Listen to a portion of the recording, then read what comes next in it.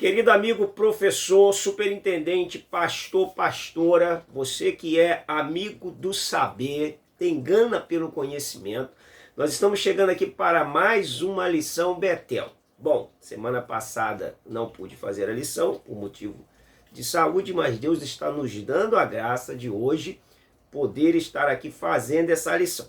Bem, aqui, no momento que eu estou gravando esse vídeo, está chovendo. Itaguaí, Rio de Janeiro. Da onde que você é? Como está aí o clima na sua cidade? Se você não for inscrito no nosso canal aí, não deixe de se inscrever, dá o seu joinha, o seu like, o seu dislike, comenta, compartilha, concorda, discorda, acrescenta. Fica à vontade e vamos para a aula que é o nosso objetivo aqui. Bem, lição 6. O verdadeiro discípulo sujeita-se ao supremo mestre, que é Jesus. Vamos lá, o verdadeiro discípulo. O texto áureo dessa lição, que é o texto de ouro, e quando apareceu o sumo pastor, alcançareis a incorruptível coroa de glória. 1 Pedro 5,7, a verdade prática ou aplicada. Para ser um bom discípulo de Cristo, precisa mais que qualquer atributo ser escolhido e abençoado por Deus. Vamos lá. Lembrando que toda lição você precisa ter o valor prático. Por mais que você conheça de texto, de contexto, de exegese, de hermenêutica, de história, o valor prático é aquilo que o aluno leva para a sua vida, para a aplicação na sua vida cristã. Então, sempre dê valor àquilo que é aplicativo na lição para a sua vida e para a vida do seu aluno, tá bom? Bem, quais são os objetivos? Bom, essa lição vai objetivar, expor princípios do discipulado, ensinar sobre os compromissos do discípulo e mostrar os critérios validados por Deus. Texto de referência está em 1 Samuel capítulo 16, versos 5, 6 e 7. Nós não vamos ler, como é de costume, porque aqui é uma síntese, um resumo da lição, só para agregar aí algum conteúdo àquilo que você já tem estudado, que o Espírito Santo já tem te direcionado, que você consultando aí fontes achou para agregar a sua lição. Se essa aula estiver agregando valor para a sua lição, deixe o seu comentário aí também, porque isso fortalece a nossa aula. Olha, eu quero só ler um texto para trazer uma explicação, que é o 16:5, primeiro verso da referência. E disse ele: é de paz, vim sacrificar ao Senhor. Santificai-vos e vinde comigo ao sacrifício. É Samuel que está falando. E santificou ele a Jessé e a seus filhos, e os convidou ao sacrifício. O que seria esse santificar? Esse santificar, se a gente ler Êxodo 19:14, nós vamos encontrar o texto semelhante a essa exigência. Santificar, aqui no texto, seria lavar as vestes, lavar o corpo, trocar as vestes e participar de um sacrifício de uma maneira diferente, ter a mente também voltada para aquilo que iria estar acontecendo aqui no texto que vai seguir a referência. Tomar água, que água é vida. Bem, vamos lá. A introdução diz: engana-se quem pensa que os atributos de um verdadeiro discipulador estão reduzidos à capacidade, habilidade, inteligência, força e etc. Samuel se enganou. Deus ensinou que o discipulador tem a ver com ele e com a sua bênção sobre o escolhido. Bem, nós vamos justamente criar um conteúdo em cima dessa colocação, que é o verdadeiro discípulo sujeita-se ao Supremo Mestre. E o texto de referência está justamente falando de Saul e de Davi. Olha, escolha de Deus. Saul, uma pergunta que de repente você pode fazer para sua turma, uma pergunta retórica. Saul foi escolhido por Deus ou não? Primeiro ponto de contato é fundamental e indispensável para o professor. Esse primeiro contato seu com a sua turma, ele vai fazer com que você seja recebido bem e a sua aula flua bem. Então sempre lembre-se que a participação do aluno, você dá importância ao aluno. O aluno perceber que ele tem importância para você, faz com que o aluno vá motivado para a sua aula. Só uma dica, tá bom? Escolha de Deus. Samuel foi chamado por Deus para uma importante missão. Qual missão? Várias missões, mas dentre as missões dadas a Samuel, ele teve uma outra. Qual?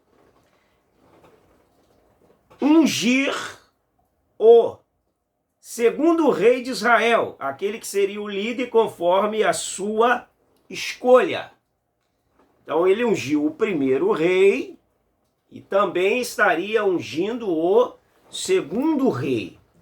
Aí a pergunta que eu fiz no início é se Saul foi escolhido por Deus ou escolhido pelos homens. O que você acha? Mas você vai saber no decorrer do vídeo. Vamos para a Bíblia, que contra a Bíblia não há argumento. Tá bom?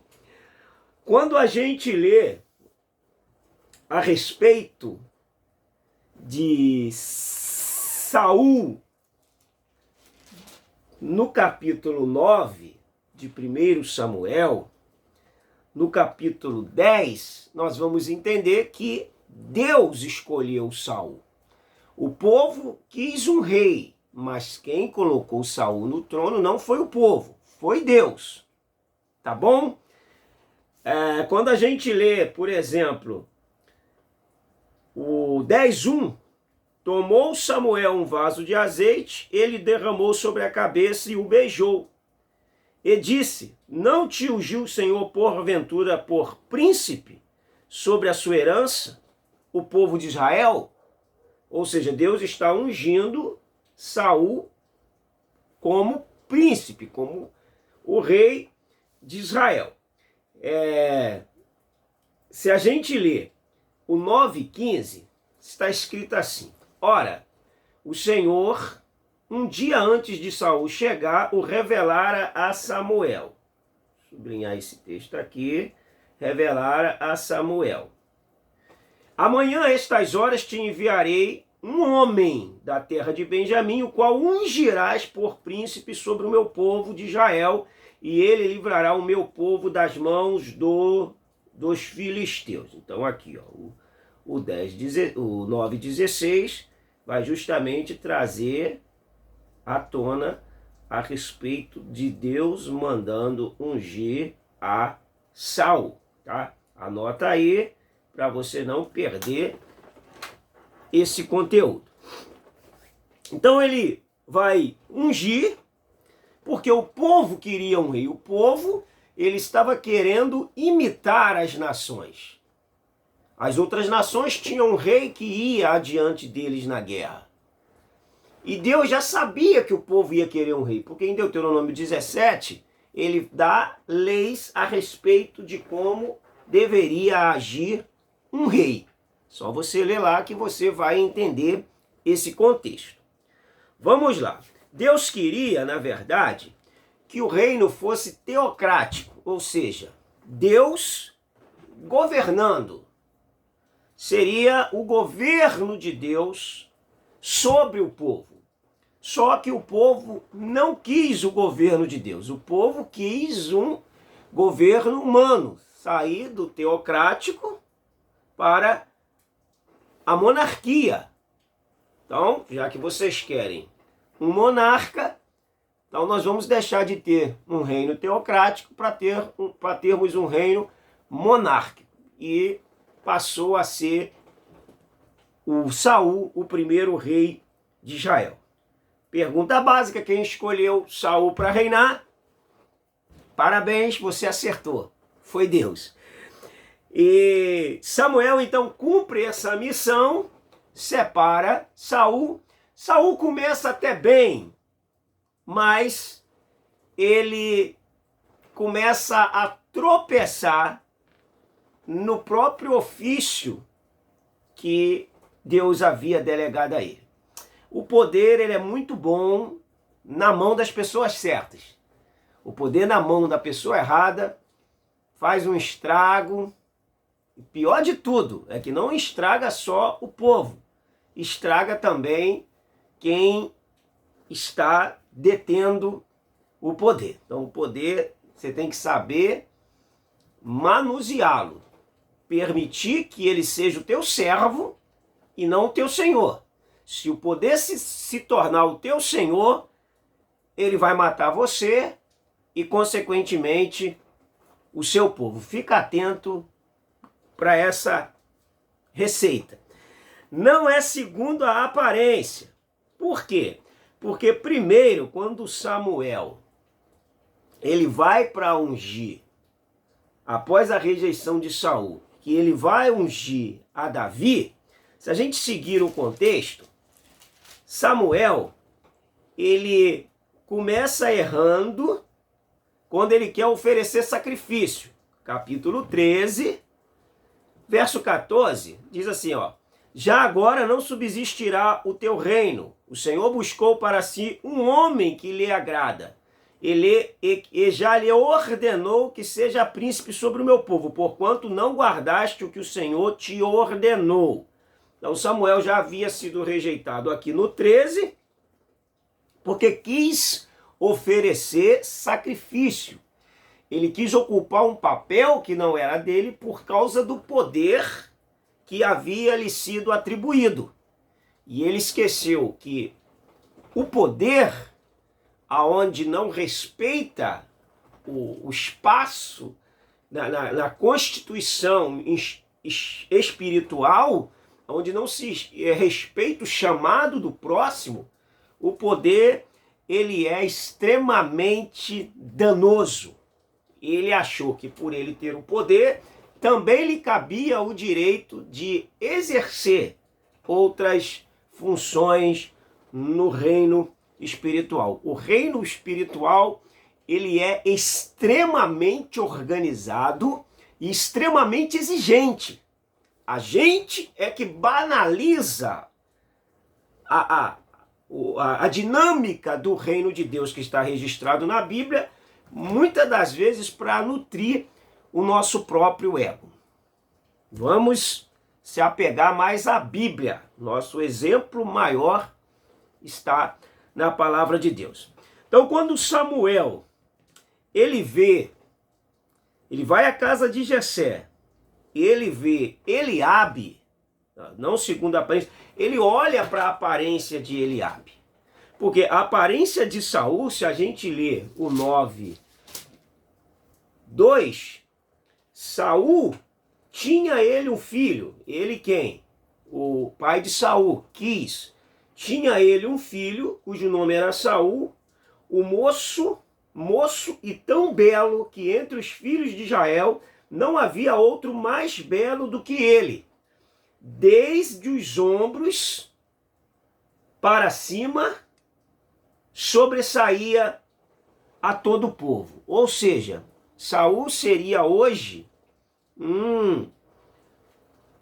um maromba, né? Um forte, uma pessoa que chamava a atenção pelo seu estereótipo, pela sua estética. Pode ser por isso que que Samuel, quando ele vê Eliabe, ele vê em Eliabe o segundo rei de Israel? Pode ser, porque o primeiro que ele unge, que Deus manda ele ungí-lo, a aparência era encantadora pelo que o texto emite.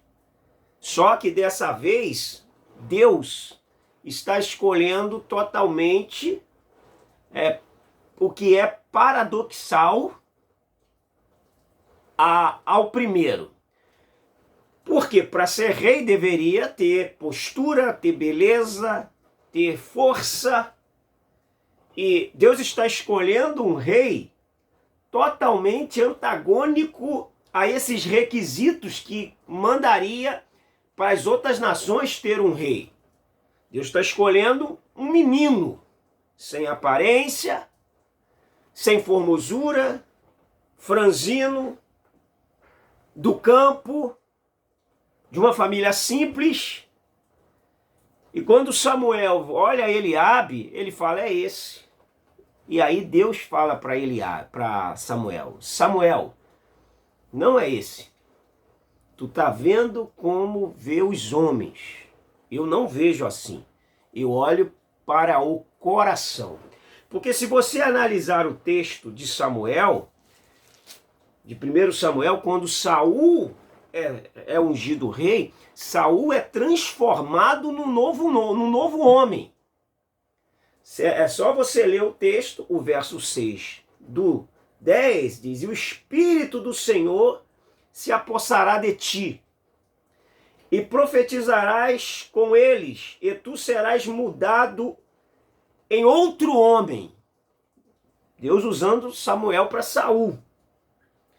O 9 diz assim, ó, e sucedeu, pois que virando-se ele para despedir-se de Samuel, Deus lhe mudou o coração. E todos esses sinais se deram naquele mesmo dia. Saul foi transformado num novo homem, mas o poder fez com que ele fosse se enganando a si mesmo. Por isso, teve tudo para começar bem e talvez ser o maior rei da história, mas quis centralizar tudo em si. Todas as vezes que você for um líder e centralizar tudo em si, é impossível que você obtenha sucesso com essa responsabilidade. Ele deveria esperar Samuel, mas ele achou que Samuel estava demorando e que ele, pela sua função, teria o direito de invadir o espaço de Samuel. Se deu mal. Vamos lá. Que horas tem? Meu Deus do céu. Está alinhado ao seu coração. Bom, a escolha de Deus para ter um líder se baseia em um coração que esteja alinhado com o seu. Com o seu.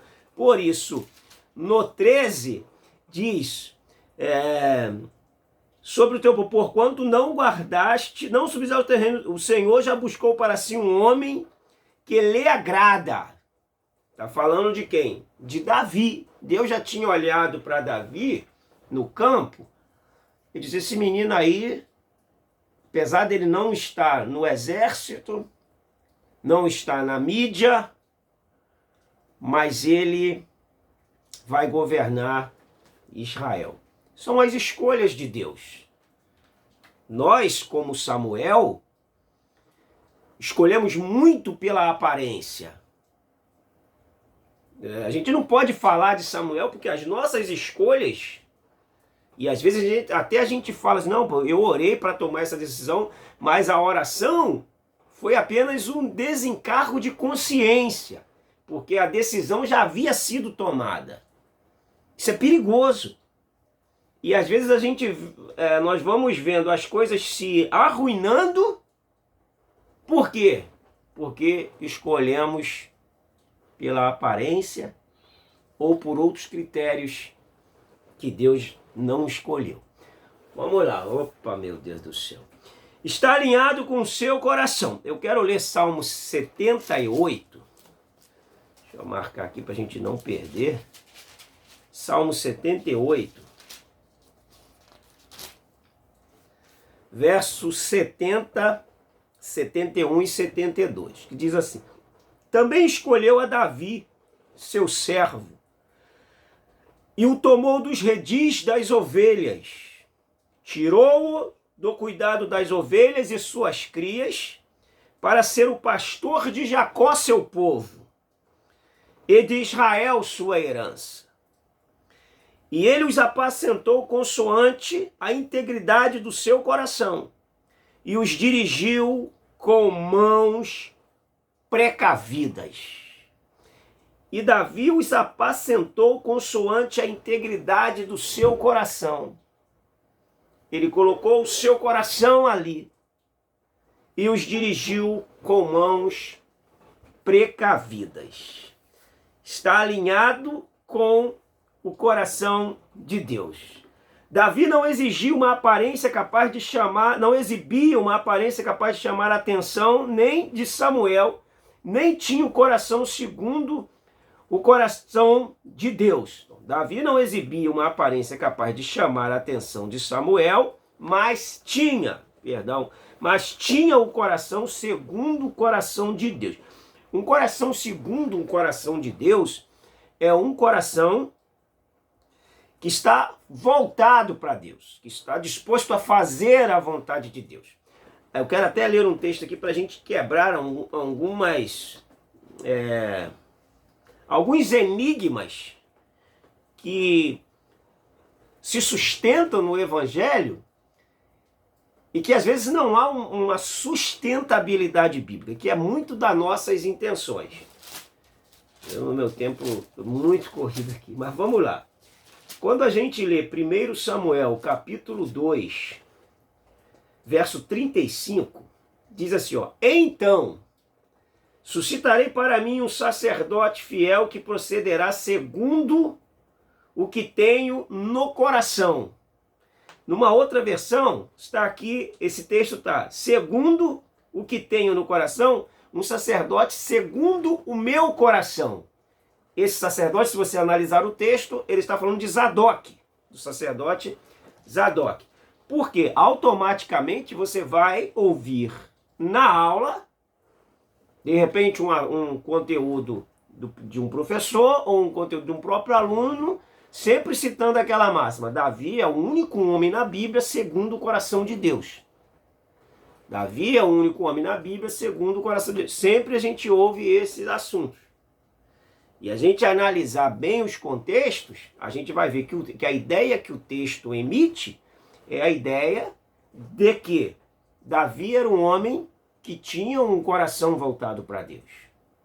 Assim como ele está falando de Zadok, em Ezequiel também, 34, se não me falha a memória, diz que Deus levantará pastores segundo o seu coração. E nós vamos descobrindo os vários textos que vai sempre desembocar nessa ideia. Depois eu boto no comentário só para a gente não perder tempo. Vamos lá, nosso tempo está corrido, já era para estar terminando.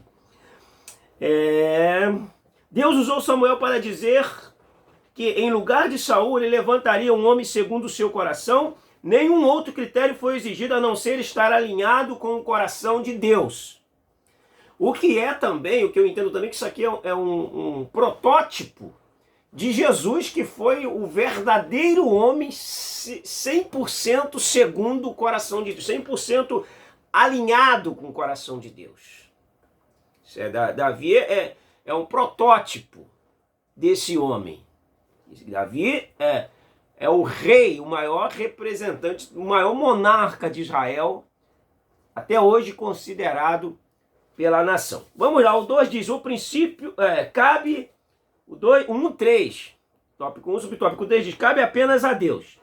Eleger alguém para servir na obra de Deus é uma escolha exclusiva do Senhor, que pode inclusive acontecer na infância. Não é regra, mas pode. O caminho de Samuel e Davi se cruza quando o profeta vai à casa de Jessé para ungir um novo rei. O chamado de ambos foi feito por Deus, por isso frutificou. Samuel foi chamado novo, com seus 12 anos. Ele já estava sendo chamado por Deus. Davi também. Então eles tinham algo em comum, Samuel e Davi. Foram chamados de maneira muito precoce. Todavia, fizeram um trabalho de excelência, desempenhando dentro daquilo que Deus os chamou. Davi depois acabou também caindo na concupiscência da carne, na soberba da vida e arruinando, manchando o seu ofício de rei. Davi foi um excelente rei, um grande monarca, mas um péssimo pai de família, um péssimo marido, um péssimo comandante de casa. Absalão, por exemplo, que foi o filho que queria tomar o reinado do pai, mais tarde, não queria um rei, ele só queria um pai.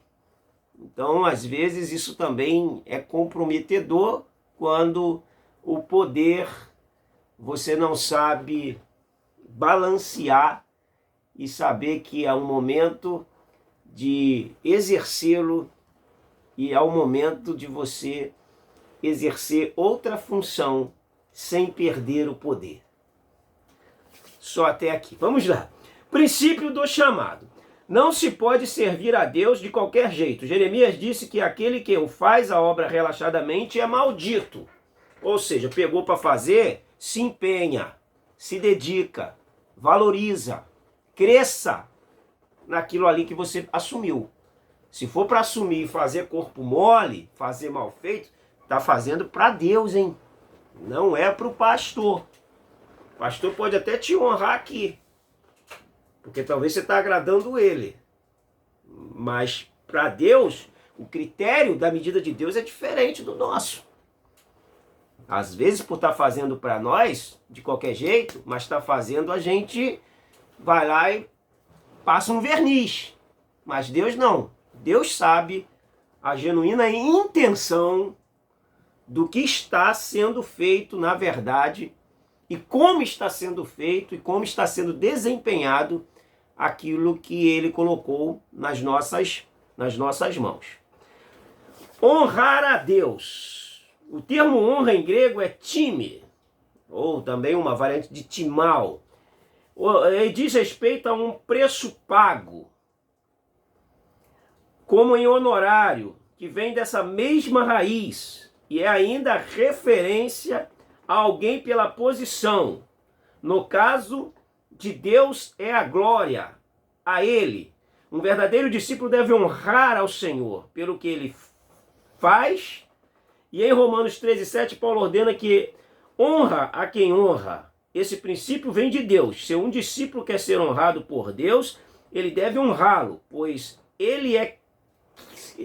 só ele tem essa credencial, porque Deus o escolheu. Então, se um discípulo quer ser honrado por Deus, ele deve honrá-lo, pois só ele tem essa credencial, porque Deus o escolheu. Vamos lá, porque eu quero ler um texto aqui, que é o 2:30 de 1 Samuel.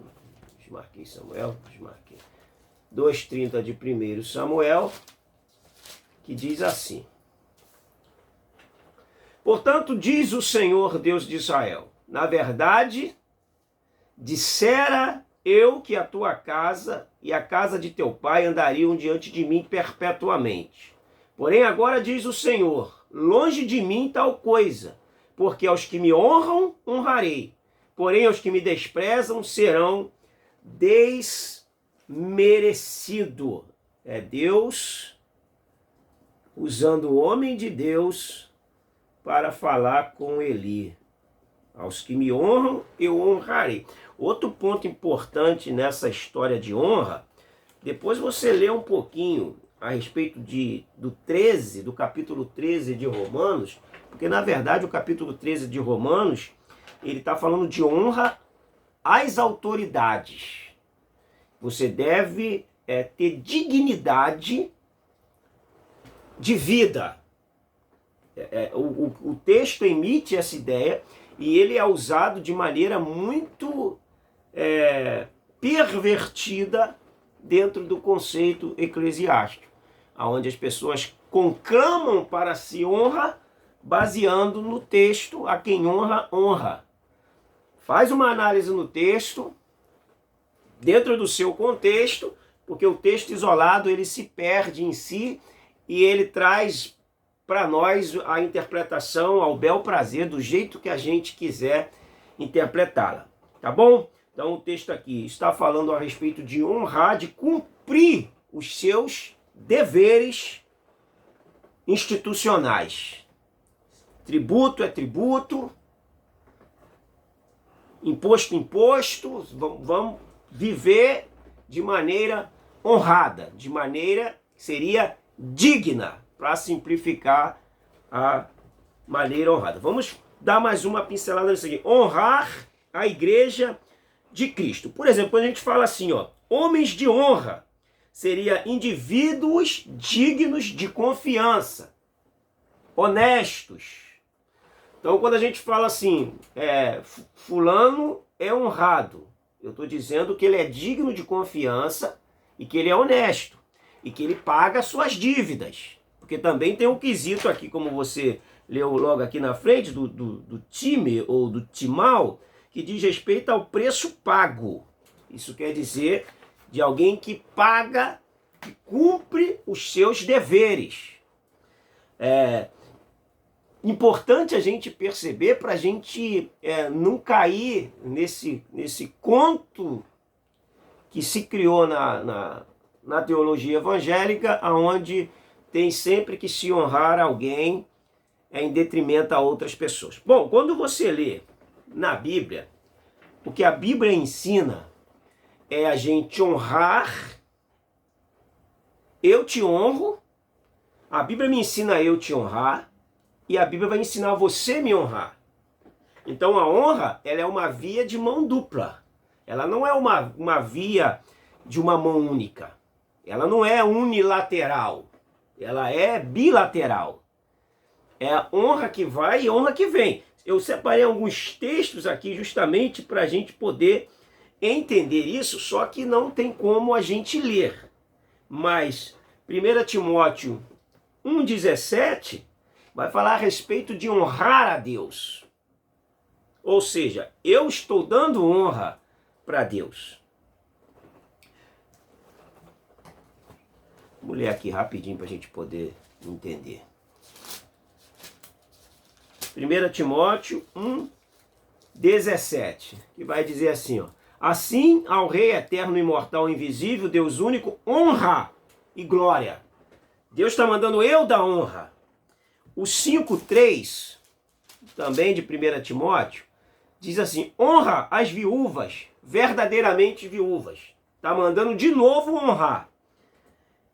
O 1 Pedro 3,7, 1 Pedro 3,7, diz assim, maridos, vós igualmente vivei a vida comum do lar com discernimento e tendo consideração para com a vossa mulher como parte mais frágil, tratando-a com dignidade, porque sois juntamente herdeiros da mesma graça da vida, para que não se corrompam as vossas orações. Então, maridos, vós igualmente vivei uma vida comum no lar, com discernimento, tendo consideração. Na versão ARC, essa consideração para com a vossa mulher é honrando, ou seja, honrando as vossas mulheres. Aí Romanos 12:10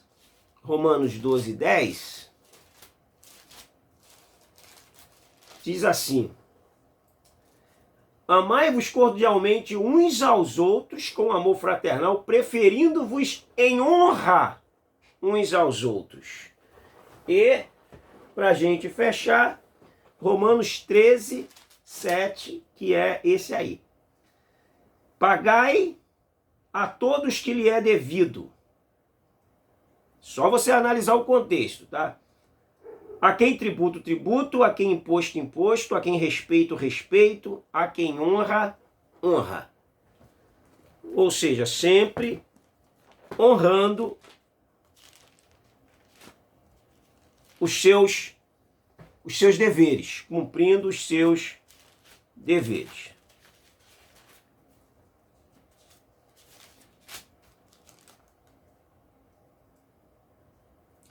Três sete na ARC, só para a gente entender, só até chegar a 1. Igualmente, vós, maridos, coabitai com elas com entendimento, dando honra.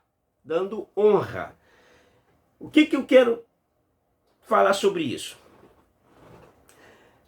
Em nenhum lugar vai dizer que eu preciso falar para você me honrar.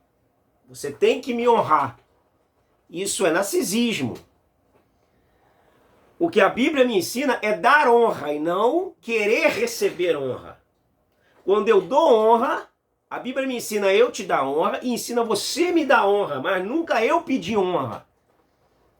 Então eu te honro, você me honra de maneira natural, cumprindo a fala bíblica, cumprindo a palavra de Deus. Agora, quando eu começo a dizer que você tem que me honrar, eu estou saindo fora do contexto bíblico. Porque se eu te honro, a honra volta para mim. Sempre é a regra áurea, a regra de ouro da Bíblia. O que eu quero que os homens me façam, eu devo fazer primeiro.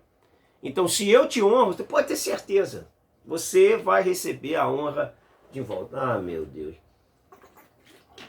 Vamos lá. Então, honra a igreja de Cristo, respeite a igreja de Cristo, valorize a igreja de Cristo, se gaste pela igreja de Cristo, seja exemplo para a igreja de Cristo. Isso é honrar a igreja de Cristo. Honrar ao próximo,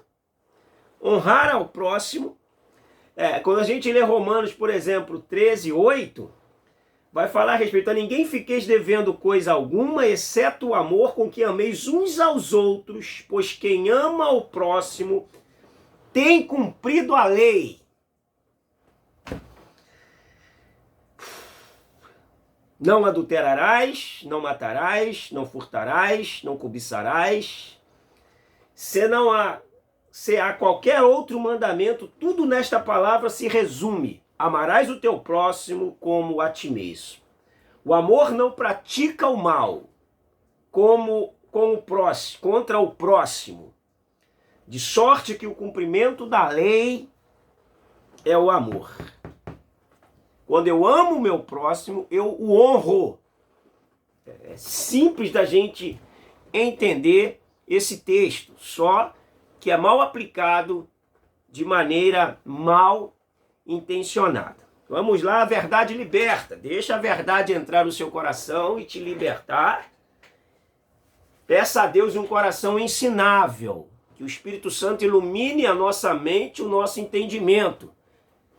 Pode ser difícil da gente praticar, mas não é impossível. O Espírito Santo está dentro de nós para nos ajudar, para abrir a nossa mente, o nosso entendimento, para a gente colocar em prática essa palavra.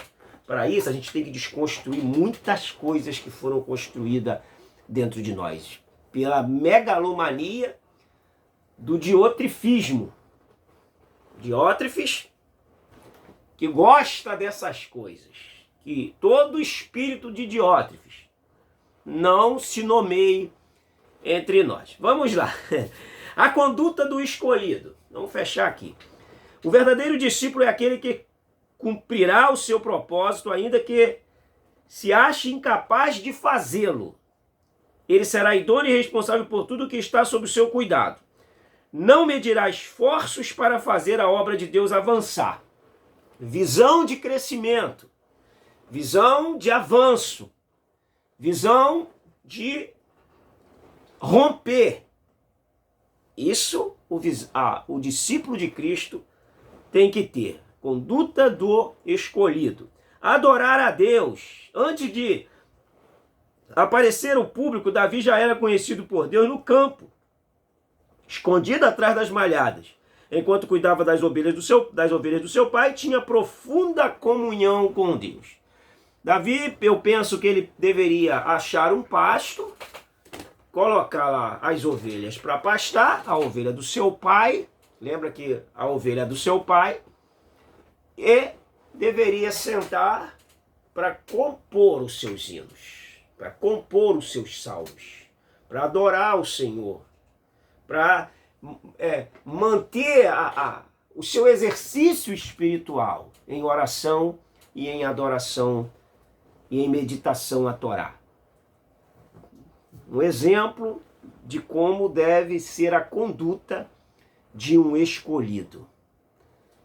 Cuidado com o ativismo. Ativismo é ação pela ação, quando você faz muito, mas não chega em lugar nenhum em relação à sua comunhão com Deus. Cuidado com a palavra oca, o ensino da palavra oca, onde se fala muito, blá, blá, blá, blá, blá, e não chega em lugar nenhum. Duas coisas que a gente tem que ter muito cuidado. O ativismo e o verbalismo. Tem até um vídeo que eu falo sobre isso. Ativismo e verbalismo. É duas coisas que nos adoecem dentro do Evangelho. Vamos lá, letras. Lutar as guerras de Deus. O irmão mais velho de Davi, Eliabe, Abinadab e Samá lutaram as guerras de Saul, mas Deus queria um rei que lutasse as suas guerras. E era isso que Davi fazia, tanto que em cada batalha ele consultava a Deus para obter sua autorização e estratégia. Um discípulo de Cristo não faz as escolhas segundo a sua vontade, como fez Saul em diversos momentos. Saul se afastou de Deus. Diótrefes também errou nisso, agindo em suas próprias mãos. Diótrefes também errou nisso, agindo em causas próprias e não nas de Deus. Assim foi repreendido pelo Senhor. Sublinhe isso. Diótrefes também errou nisso, agindo em causa própria e não nas de Deus. Ô Espírito Santo, será que nós temos feito as coisas agindo pelas nossas próprias causas, com as motivações erradas? Será que os nossos propósitos na obra de Deus são puros ou são escusos? Pureza de propósito é muito importante para aquilo que a gente faz para Deus. Diótrefes não havia pureza de propósito. O que ele fazia pensando em si e não pensando na igreja de Deus. Obedecer a Deus. Samuel obedeceu a Deus quando foi chamado para ir à casa de Jessé, ungir o futuro rei de Israel. Ele teve medo, mas confiou em Deus, e Saul deixou de confiar no Senhor e o desobedeceu, por isso foi rejeitado por Deus. Todavia, Saul, mesmo rejeitado, ele reinou por um longo tempo. Isso quer dizer que alguém pode estar exercendo uma função rejeitado por Deus. Se você ler o texto de 1 Samuel, toda vez que eu pego o texto para ler, eu penso na hora. Se você pega o texto, um ano reinara Saul em Israel. No segundo ano de seu reinado, sobre o povo, escolheu para si 3.000 homens de Israel, e estavam com Saul 2.000 em Miquimais, e na região montanhosa de Betel, e 1.000 estavam com Jonatas em Gibeá de Benjamim, e despediu o resto do povo, cada um para a sua casa. Seguindo o texto aqui, isso quer dizer, Logo abaixo aqui, Saul é rejeitado por Deus. Vamos falar em tese. Se no segundo ano Saul foi rejeitado por Deus, Saul ficou no trono, governando sem Deus, cerca de 38 anos. Só para a gente perceber que pode alguém estar ocupando um ofício, uma posição, rejeitado por Deus.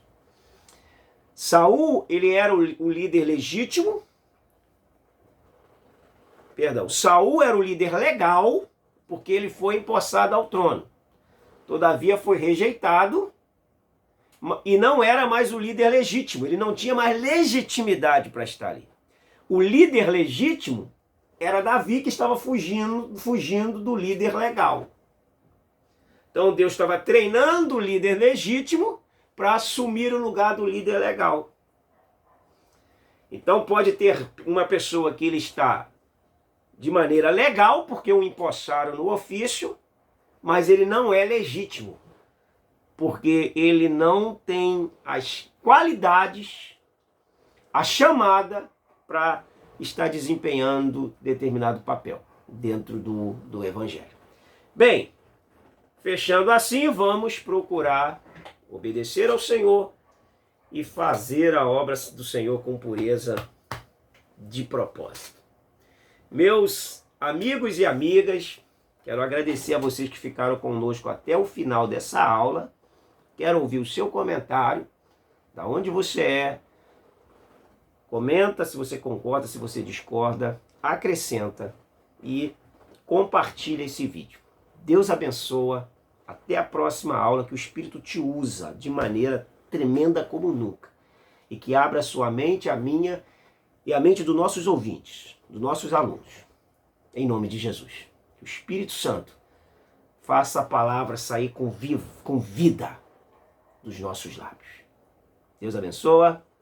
Até a nossa próxima aula. Fica com Deus.